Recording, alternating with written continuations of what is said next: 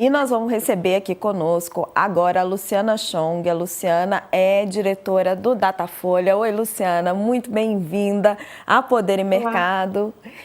Boa noite. Ela vai nos ajudar a tratar do próximo tema que está conversando com tudo isso aqui que a gente está falando. O que os brasileiros pensam da prisão de Jair Bolsonaro, que já se aproxima e ele já está em prisão domiciliar? O Datafolha foi a campo. Pesquisa Datafolha hoje aponta que 51% dos brasileiros concordam com a prisão domiciliar do ex-presidente da República, Jair Bolsonaro, determinada pelo ministro Alexandre de Moraes no dia 4 de agosto. Por outro lado, 42% discordam da decisão do magistrado. O percentual que endossa a sentença contra o capitão reformado concorda que ele teria desobedecido a ordem de não usar as redes sociais. Acho que a gente tem até umas telinhas que a gente pode começar a rodar para o pessoal que nos acompanha. A participar de uma chamada de vídeo em uma manifestação em seu apoio e com ataques ao STF, que foi transmitida por várias pessoas. O levantamento também mostra que 53% dos entrevistados consideram que Moraes está seguindo o que determinam as leis e a Constituição do país no julgamento contra Bolsonaro. Enquanto isso, 39% acreditam que ele está sendo injustiçado pelo ministro por conta de motivos políticos. A pesquisa aponta ainda que 43% pensam que o Supremo trata o ex-presidente da maneira pior, trata pior do que outros políticos, enquanto 37% consideram que o faz de forma igual. Outros 13% veem o judiciário tratando melhor e 7% não opinaram. O Instituto também descobriu que 87% dos brasileiros souberam da prisão, sendo que 30% deles estão bem informados a respeito, 42% consideram que estão informados de forma mediana e 15% que tem pouca informação sobre isso. Nos segmentos da população, a prisão é mais aprovada entre os jovens de 16 a 24 anos, 60%. E a medida é mais rejeitada na região sul, que é reduto bolsonarista, 51% rejeitam. Bolsonaro está aguardando, a gente está contando aqui, o julgamento da acusação de tentar um golpe de Estado. Moraes pediu para Zanin marcar a data. Luciana, a gente percebe na pesquisa que tem um percentual ali, tem uma diferença que eu queria que você dissesse se é relevante ou não, das pessoas concordando com a prisão de Bolsonaro, concordando com as atitudes de Moraes, mas tem uma parte que não é desprezível, discordando de tudo isso. Você acha que existe uma tendência ali do brasileiro ou essa pesquisa mostra um país polarizado ainda? Oi, Raquel, boa noite, obrigada pelo convite, boa noite a todos. Então, a pesquisa mostra justamente isso, né? A gente tem 51% que concordam e 43% que discordam dessa decisão. Então, você vê que o país está realmente dividido, né? 51% não é a maioria da população. Há essa polarização ainda que a gente vê desde 2022 e se mantém até agora, né? Todos os resultados que você mostrou agora não mostram uma ampla maioria de apoio ou discordância. Sempre há uma divisão mesmo entre os eleitores e a população em geral. Luciana, boa noite. Para mim parece assim, assustador a leitura de um dado desse de 50%, ou, na verdade 4 em cada 10, 40% das pessoas achar que o Supremo Tribunal Federal, que é corte mais alta de justiça do Brasil, age politicamente. Isso não pode ir além da polarização e ter um problema, sei lá, negação da próprio papel institucional dessa corte? A gente viu na pesquisa anterior, por exemplo, né, que nós divulgamos há algumas semanas, que tinha uma parcela que concordava por exemplo, com a decisão do Alexandre de Moraes ter o seu visto impedido, né? Então, mostra também que há uma parcela importante da população não é a favor de todas as medidas tomadas pelo Alexandre de Moraes. Aqui a gente está falando de uma medida que é do Supremo, mas sempre está vinculado mais à figura do Alexandre de Moraes, né? Então isso acaba também fazendo com que essa polarização se mantenha por conta disso também, né? Só reforçando aquele dado que vocês colocaram, né, que a maioria dos jovens é a favor da prisão de Bolsonaro. No Nordeste também esse índice é mais alto, né, chega a 61%, mas tem um dado interessante, por exemplo, entre os que votaram em Bolsonaro em 2022, a gente tem cerca de 20% que se colocam ou a favor da medida ou não responderam, né? Disseram que não sabem ou são indiferentes. Então, mesmo entre os eleitores de Bolsonaro, a gente tem uma pequena parcela aí que concordou com a atitude de Moraes. Minha pergunta é nessa linha do perfil, né? O perfil de quem concorda, tanto de renda, de idade, é o mesmo do eleitor bolsonarista, assim, em termos de renda? Houve uma mudança nessa polarização? São as mesmas pessoas que estavam polarizadas pelo lado da extrema-direita, são as mesmas que são contra? Isso, justamente isso, porque a gente vê que os segmentos que mais apoiam, que mais foram contra essa medida, principalmente os homens, né? Quando a gente compara homens e mulheres, os homens ficam contrários a essa medida, são contrários também os eleitores do Sul, os eleitores com maior renda e maior escolaridade também, são justamente os eleitores que apoiavam Bolsonaro em 2022.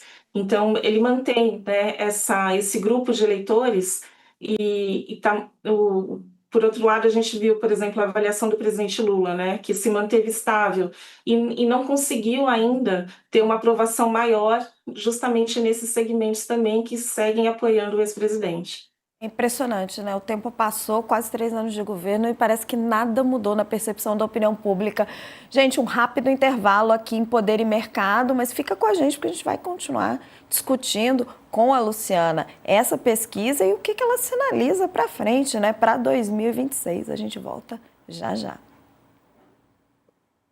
E quem está com a gente no YouTube, essa é a pergunta que eu queria trazer para você, Luciana. Desses dados, você consegue vislumbrar que impactos pode ter o julgamento de Bolsonaro, ele passar dessa prisão domiciliar, que hoje é temporária, para uma prisão definitiva, para realmente ir para a cadeia? Que impactos políticos isso vai ter?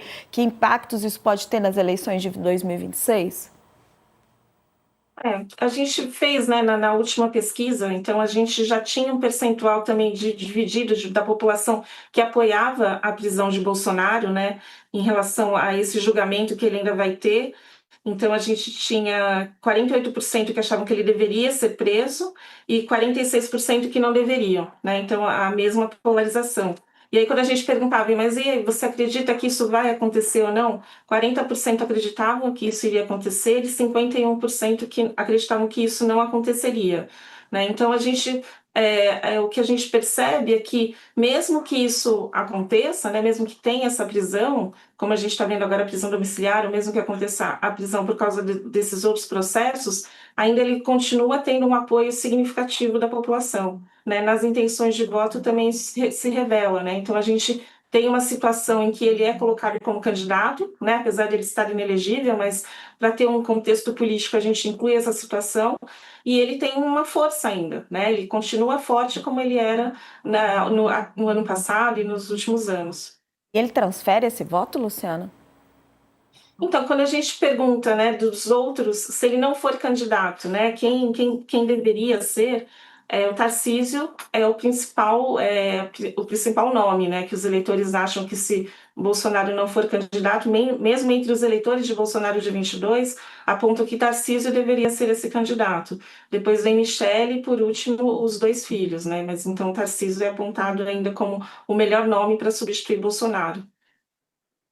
É impressionante, né? Como parece que nada mudou, parece que não só o governo Lula, a forma como ele atuou, parece que não influenciou na percepção da população, né? Você tem queda de popularidade do presidente, como também toda essa investigação do inquérito do golpe, todos os crimes que vieram à tona, parece que isso não mudou em nada a percepção da população.